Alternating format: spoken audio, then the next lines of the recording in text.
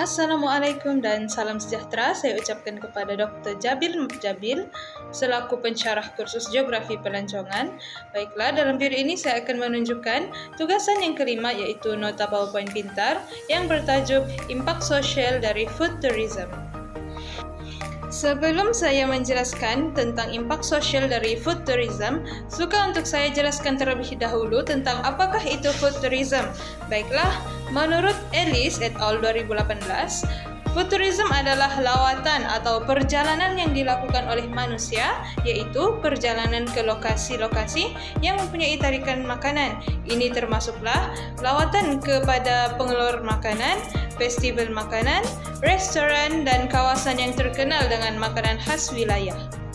Seterusnya saya beralih kepada impak sosial di mana saya akan menjelaskan terlebih dahulu tentang impak sosial yang positif dalam pelancongan makanan ataupun secara umumnya dalam sektor pelancongan. Yang pertama, peningkatan kualiti kemudahan asas dan prasarana.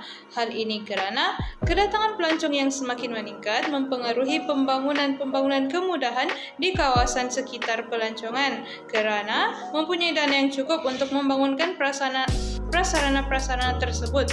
Sebagai contohnya, keadaan jalan raya yang lebih baik seperti yang saya telah paparkan dalam nota pintar ini. Impak positif yang seterusnya pula adalah pertukaran silang budaya antara penduduk dan pelancong. Dalam konteks ini, pelancong yang mengunjungi sebuah kawasan mempelajari budaya kawasan tersebut, manakala penduduk lokal berkongsi adat dan budaya mereka kepada pelancong.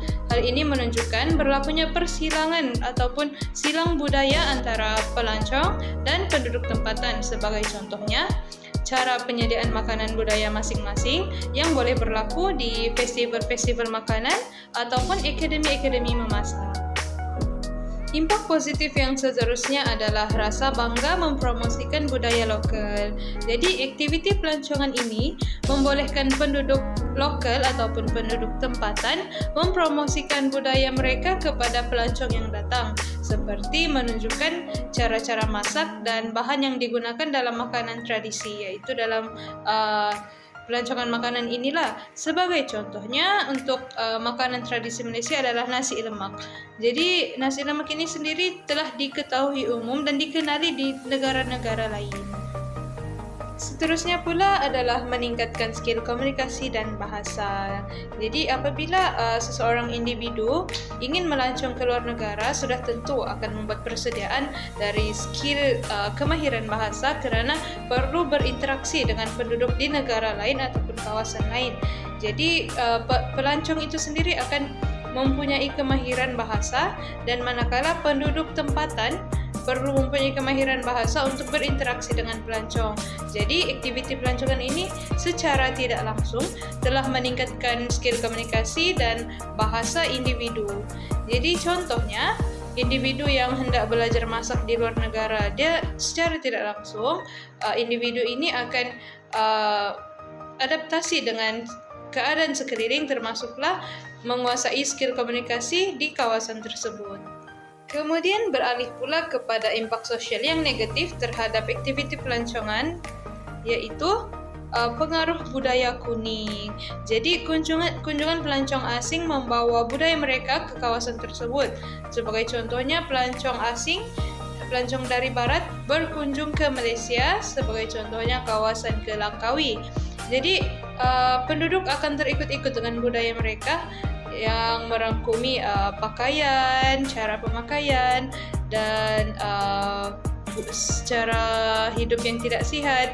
Ini termasuklah penjualan arak yang semakin berleluasa kerana memenuhi kehendak pelancong-pelancong dari luar negara, dan hal ini secara tidak langsung akan merebak ke penduduk tempatan juga. Impak negatif yang seterusnya pula adalah menggalakkan isu sosial. Jadi, aktiviti pelancongan ini merangkumi bekerja di luar negara. Jadi, peningkatan atau kepesatan pembangunan pelancongan ini membawakan juga peningkatan imigran di sesebuah negara. Jadi, antara faktor-faktor berlakunya gejala sosial ini adalah imigran-imigran ini mengalami desakan hidup dan inginkan pendapatan yang lebih. Akhirnya, berlakulah gejala sosial seperti penjualan dan penagihan dada, jenayah seperti kecurian, rompakan dan juga pelacuran. Jadi itulah impak sosial terhadap pelancongan makanan yang saya dapat paparkan, yaitu terdiri pada 4 impak positif dan 2 impak negatif. Kesimpulannya, aktiviti pelancongan yang semakin pesat seperti pelancongan makanan meninggalkan pelbagai impak, termasuklah terhadap sosial. Terdapat impak sosial yang positif dan negatif seperti yang telah saya jelaskan tadi. Sebagai contohnya, impak positif adalah peningkatan kualiti kemudahan asas dan prasarana, manakala impak negatif adalah pengaruh budaya kuning. Dan ini merupakan rujukan yang saya rujuk dalam tugasan ini. Sekian, terima kasih.